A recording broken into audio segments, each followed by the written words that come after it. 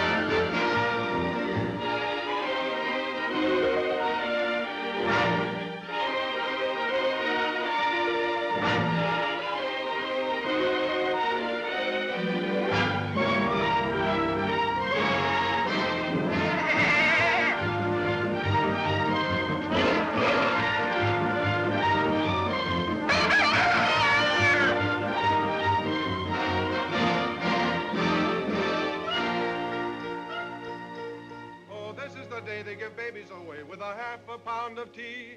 You open the lid and out pops a kid with a half a pound of tea. Betty. Remember once we talked about maybe having a farm someday? Uh-huh. You thought about it since? I have. Betty, you ever think how we're going to spend the rest of our lives? Whatever my husband chooses to do, it's all right with me. The question is, are we going to trod the old paths or break new roads into the wilderness? I don't know. Which? You know, Betty, when you're lying in a foxhole in Okinawa, you've got plenty of time to think things out. You know what I said to myself? I said, just exactly what have Saddle, Finch, Tanner, Pease, and Stuck to do with all this? And you know what the answer was? Nothing. Absolutely nothing. And that's why I'm not going back to be a mere customer's man at Saddle, Finch, Tanner, Pease, and Stuck. Aren't you? I am not. I resigned yesterday. Hang Saddle, Finch, Tanner, Pease, and Stuck. Well, you'll find something else, I'm sure.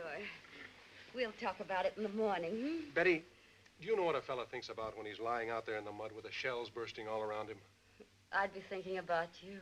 He thinks about the fundamental things, the things that really count, the basic things. He thinks about love and food and babies and things growing out of the ground. He thinks about cows and horses. Do you know what I dreamt about most, Betty? Tell me, darling. About chickens. Chickens? Can't you just picture it, Betty? Just you and me all by ourselves, with thousands and thousands of chickens, every one of them laying eggs all day long? What on earth would we do with that many eggs? Well, we sell them. Those that we don't keep for incubating, of course. Incubating? Yes, incubating. Darling, I've bought a chicken farm.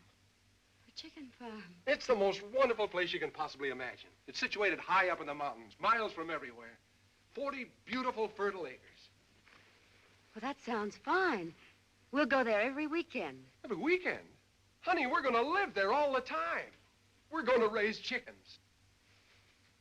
Are we? You bet we are. Betty, you've no idea what a fascinating little devil a chicken can be. It's unbelievable. There must be over 100 varieties. Australorps, Dorkings, Leghorns, 12 different kinds of them. The New Hampshire red, the Rhode Island red, the light Brahma, the black Sumatra, the Jersey white giant, the Plymouth Rock, the Barred Rock, the millions of them. Now, you take the average white Leghorn that lays, say, 150 to 250 eggs a year, and we'll say that she costs between $2.25 and $2.50 to raise. Yeah, right back there? Well, they're fine. They love it. Of course, our profit will vary. The percentage of cockerels is a vital factor in determining the cost of each pullet. So you've got to keep watching for those little cones to break out of the shells. Then you separate them, fatten them up, and dress them, and off to market they go. Oh, God, stop! You can't stop here. We'll get it later. He's eating it! Don't worry, it won't hurt him.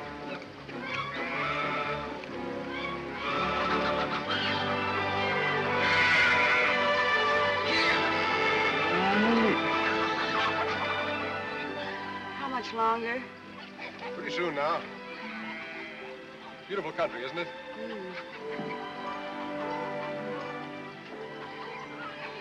Seems so far away. Far away from what? I don't know. Just far away.